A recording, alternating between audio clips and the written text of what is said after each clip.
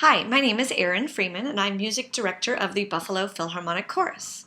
And on Friday, April 11th, the Buffalo Philharmonic Chorus presents War and Peace, a concert of hope. And in this performance, music from the Baroque and Romantic eras pairs with a piece from the present day to convey a message about overcoming the hopelessness that surrounds war. I do hope you'll come to the stunningly beautiful Westminster Presbyterian Church on Delaware Avenue as we tackle this difficult topic with the creative, comforting, and exciting music of Bieber, Brahms, and Jenkins. The concert will begin with the work by Baroque composer Heinrich Bieber, and the work is called Battaglia. This piece will actually feature our partners for the evening, the Buffalo Chamber Players. And you'll notice the musicians of the BCP doing some unique, almost shocking things with their instruments in order to portray the sounds of battle. As the bass player snaps the string so hard that it snaps back and hits the fingerboard, you might even think you're listening to a piece by Bartok, for example.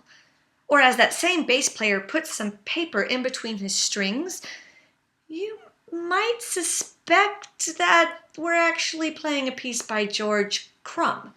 Or as you hear 7 different tunes being played all at the same time, well, you might be transported to a piece by Charles Ives. But no, this is all music of the ever-creative and slightly rebellious Baroque composer whose full name is almost as fun to say as the piece is to play, Heinrich Ignog Franz von Bieber.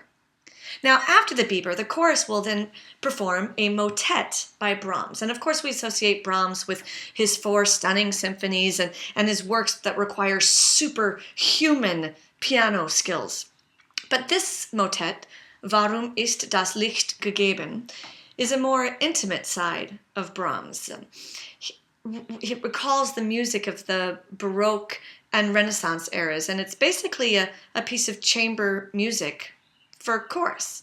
And I have to say, even though it was written about 200 years after the Bieber, it sounds much more archaic in comparison, just as Brahms looked backwards in time for the encouragement to find patience and peace.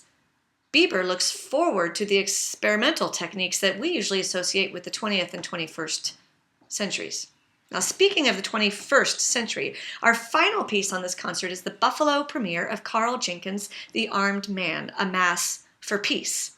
And you might know of Carl Jenkins from his really famous string piece called Palladio that was used in the Diamond commercial a while back.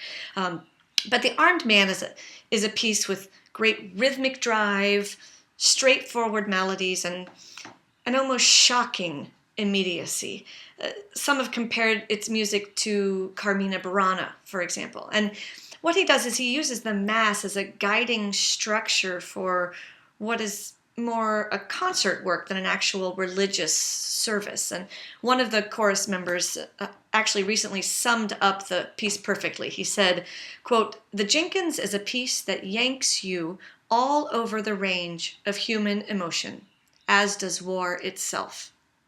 So our hope is that with texts and traditions that span over 7,000 years, 4 languages, over 10 cultures and religions, that the music will make the audience think, make you ask questions and find patience and discover peace. But then on the other hand, although the text and the music do offer answers to the turmoil we all feel about violence and despair throughout the world, we think that it is actually the empathetic and sympathetic act of sharing music in a concert like the April 11th concert that will provide the ultimate solution to all of this violence and misunderstanding. So we do hope that you'll join us on Friday, April 11th at 8 p.m. You can get tickets at bpchorus.org, or you can show up at Westminster Presbyterian and buy tickets at the door. And I actually encourage you to visit our new blog, and it just has some updated news, and our newest post gives you some insight into what the chorus members think of the music. That website is bpcnotes.weebly.com. We'll see you April 11th at Westminster Presbyterian.